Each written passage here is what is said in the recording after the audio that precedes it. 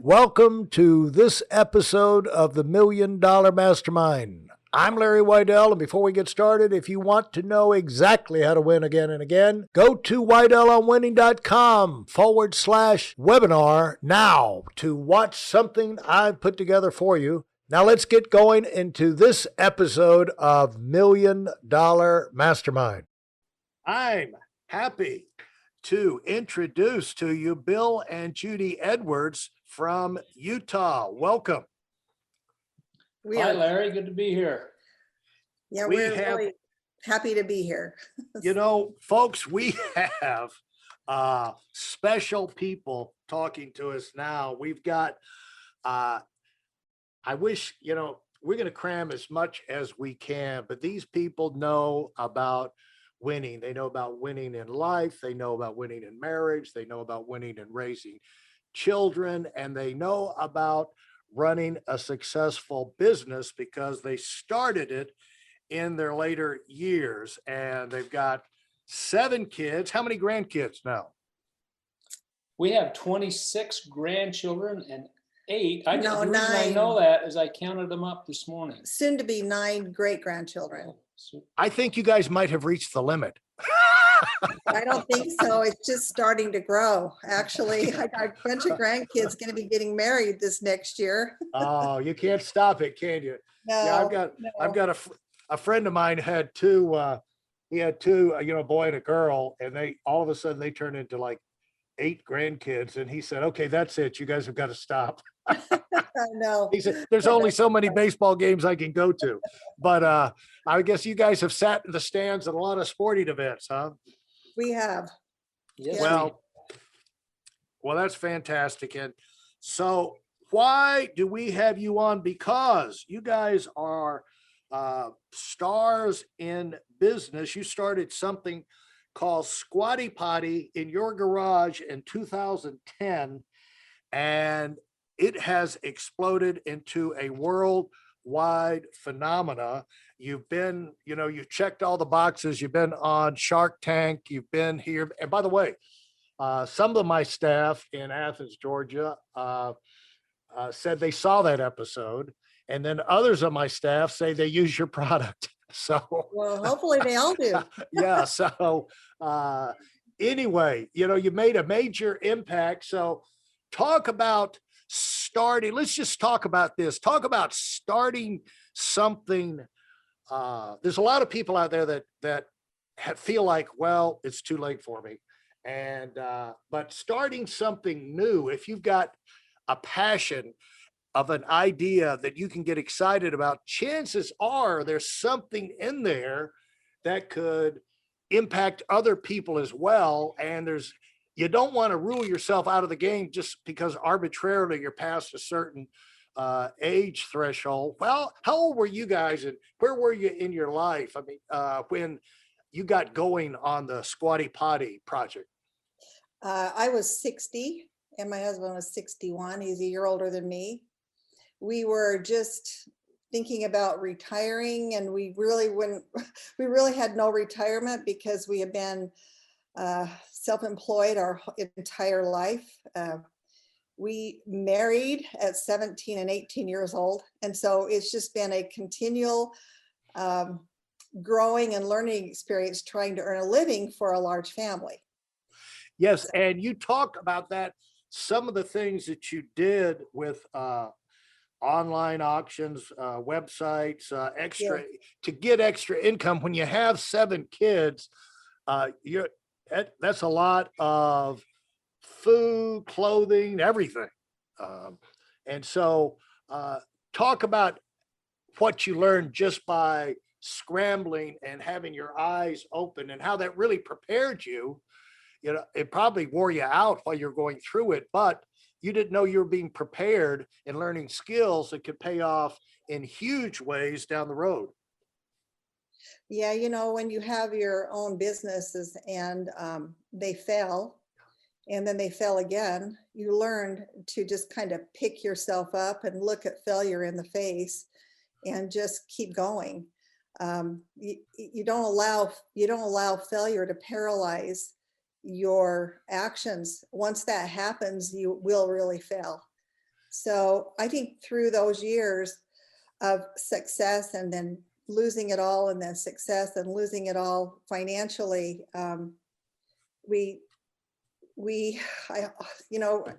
hoping that we learned that lesson. So we weren't paralyzed at 60 years old to just lie down and roll over. That when this idea came to us and we were looking for some help with retirement because we didn't even have a home paid for at the time. I think that's when that came along and we found out this product would be very beneficial to a lot of people. We weren't afraid to jump off that last cliff that we jumped off of. Bill, when you, what kind of experience did you have with failures along the way? Did you try businesses of your own or things like that? Yeah, Larry, we've been self-employed almost our entire life. You know, we've done everything from, we built model ships. We sold water softeners. We owned a tire store. We had a feed business, which was quite successful. We bought and sold bulk feed commodities and sold them to dairy farms and feedlots. We had some trucks and trailers, semi trucks and trailers, and so we've done a lot of things.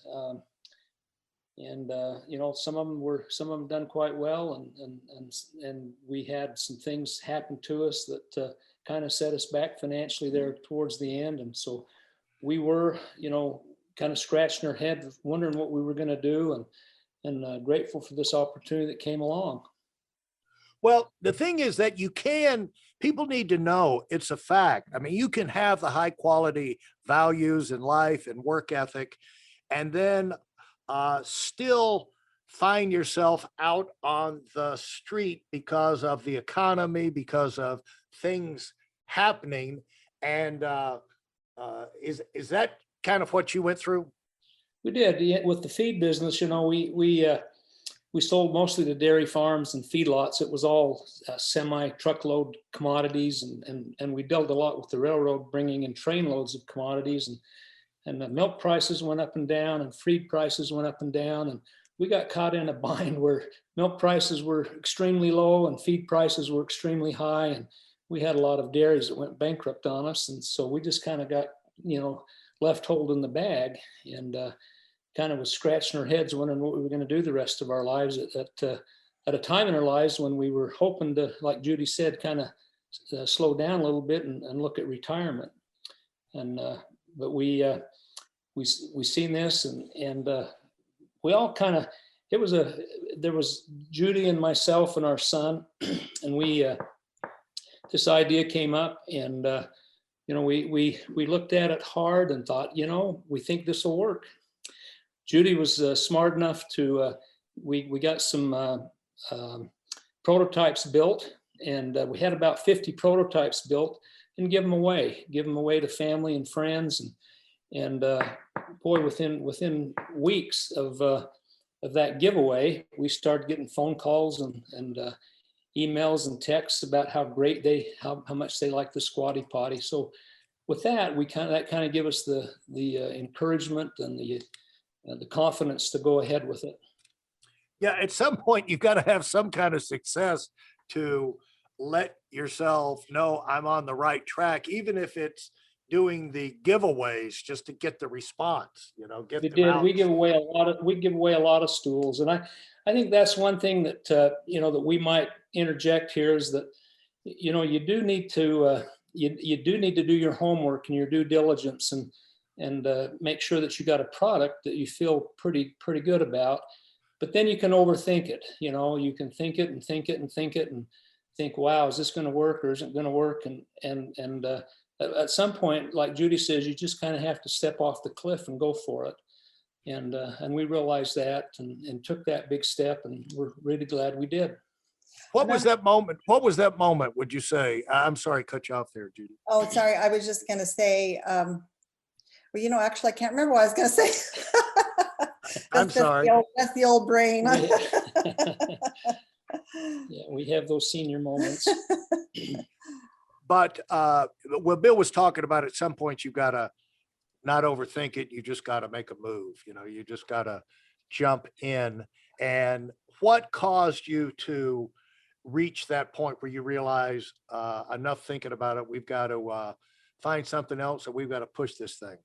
Hey, listen, there's a lot of information online, but there aren't a lot of people who've actually done something. In my case, I've actually built a successful business that's accrued over $5 billion in assets under management and has done well even during trying times. Now, if you want to know exactly how I've done this, go to weidelandwinning.com/webinar now. I've compressed a decade of learning into 5 short weeks just for those of you who want to give yourself an incredible advantage and are tired of waiting and watching others move up. Boy, there's a point in time when we were, we'd give all these stools out to our friends and family, and they loved them and they were working well. And we knew that we couldn't sell a little wooden stool. It was too expensive. And so we had to put some money into the business to have molds made and find a manufacturer for plastic. But that's very expensive. And that was the moment that you have to like make the investment. And we didn't really have it to make. We had a equity line of credit, and we debated whether we should do that or not. But I remember one moment in my kitchen. I'm a religious person. I have a very strong faith, and I was really praying about this, and I just had this very strong feeling come over me one day that this was going to be bigger than I can even imagine, and it wasn't my voice. And I just felt like that gave me the courage to pursue and go forward with this. Yeah, it was really scary at 60 years old, and to have failures and not sure of the knowledge that we had together in order to, we'd never marketed a product before. We really knew nothing about it. And our son was very helpful. He had some great ideas, and he's the one that said, hey, let's contact bloggers, health bloggers, and let's give away stools to them. And we want them to write about it and write about if they love it or not. And of course, some of these bloggers had thousands of followers, and that's really where it kind of all started. Yeah. And it's funny how you can be stalled out in life, just, have no idea what to do next. But then one idea comes along, and then you're off to the races again. And it sounded like your son was the one with the ideas. Thank goodness for him. That's right. And because of those, like giving those to bloggers, and they started writing about them, and we started getting some sales. Because of that, there was some, we say luck was involved.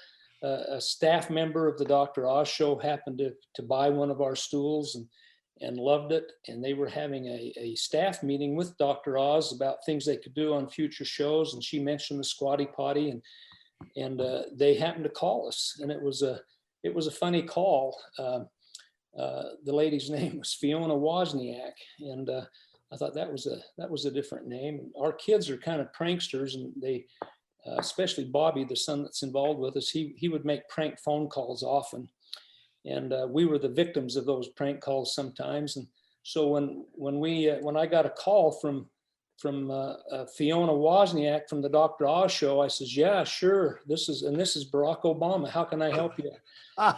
and she paused for a while, and she says, no, really, this is really the Dr. Oz show. And so we took her serious. And I remember at the time, this is what kind of mindset we were in. And she says, we're in kind of a hurry, and we're going to need you to overnight three or four stools to New York. And we were in Utah, of course, and this was in the afternoon. And she says, we need them here by 10 o'clock in the morning.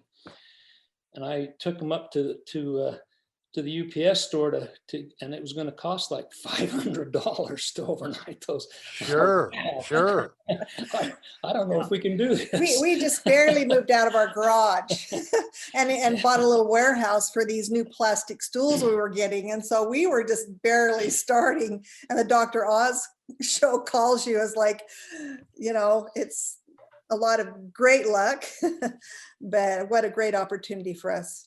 So that was, that was a great boost. And then we got a little more, what would you say, a little better at doing things. And we had a website, and we were able to track traffic and where sales were coming from and different things. And another day this was a few months later, our sales just blew up, and nobody quite knew what was going on. And our phones lit up, and we were taking orders, and we started asking people what was going on. And they said, well, Howard Stern's talking about it. I guess one of his staff members, Wow. Had purchased a stool, and she had had elimination issues like lots of people I think do. she had colon cancer or something. I think. And anyway, she started talking to Howard about this great thing, and they actually talked about it for almost 30 minutes. And Really? it was just thousands and thousands of dollars in sales. And so that was another, and I'm sure that comes from these bloggers and influencers that Judy had been talking about. Well, you talked about, I read on your website or somewhere that your first big order, all of a sudden now you're ordering 2,000 of these things from China. Yeah. That must have been an interesting day when the box came with 2,000. Yeah, that's when we had to find a little warehouse. Our garage wasn't any longer able to handle that. So we bought a little warehouse for that order to come into. And it was very scary. We was not sure we were going to be able to sell all those stools, but we whipped through those pretty quick. And the thing is, the point for people listening to take away from this is, in the beginning, you're just doing what comes naturally. I mean, you're looking for ideas, you're talking to who you know, you're running with the ideas you come up with, and you're listening for ideas from other people. But when you get the idea, you follow through on it. And it's the beginning is not going to be glamorous, and it's probably going to be a lot of hard work by you, but also it's a high anxiety thing, because usually you're stretching your finances to the limit to take advantage of the opportunity to kind of crawl up to the top of the mountain and get yourself up there. And there's a story about Jeff Bezos.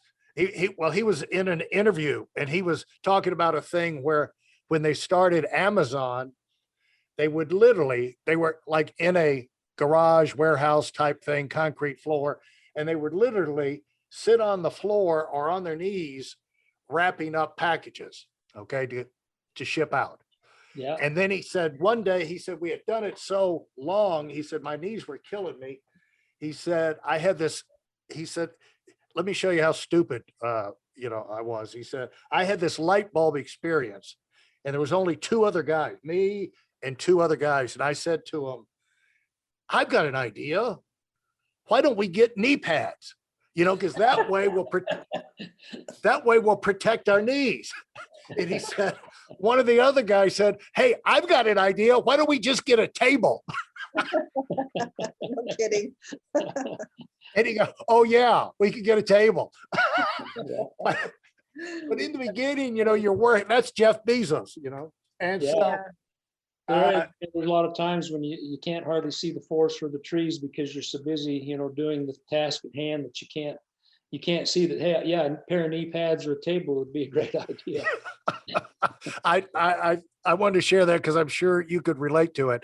Well, that I appreciate you guys sharing. That's a great kickoff, and I can't wait to get back and talk to you further about how this thing kind of mushroomed and your next steps. But in terms of startup ideas, do you guys have any last word you would like to add before we wrap up this portion? I would just, I just repeat again, kind of said this before, is that, you're never going to get an idea perfect. I think, if you've got an idea, check it out, do your due diligence, and then do something, go do it. You're never going to get it perfect the first time, no matter how much you think it out. Get going, and things will come to you, as you go along. hopefully you don't make a mistake that'll kill you. You'll make mistakes for sure, but go forward. Yeah, that's one of the reasons to do the due diligence and the checking out and the planning in the beginning is not to get the perfect plan, but to at least think of it of the things that could kill you. Yeah. and throw you totally off track, and you want to at least give yourself a chance to win by avoiding the obvious blunders. And so, but at some point you got to dig in. Thanks so much. This has been great. And I can't wait to get back and hear how this story progressed. Well, thank you, Lori. It's been a pleasure. If you enjoyed what you've heard and are dead serious about finding out for yourself exactly how this works in the real world, I've taken the most valuable business lessons I've learned over 40 years and put them into something for you to watch. Go to weidelandwinning.com/webinar now in order to move up as fast as possible. I'm Larry Weidel, and I run the $1 Million Mastermind. Go, go, go.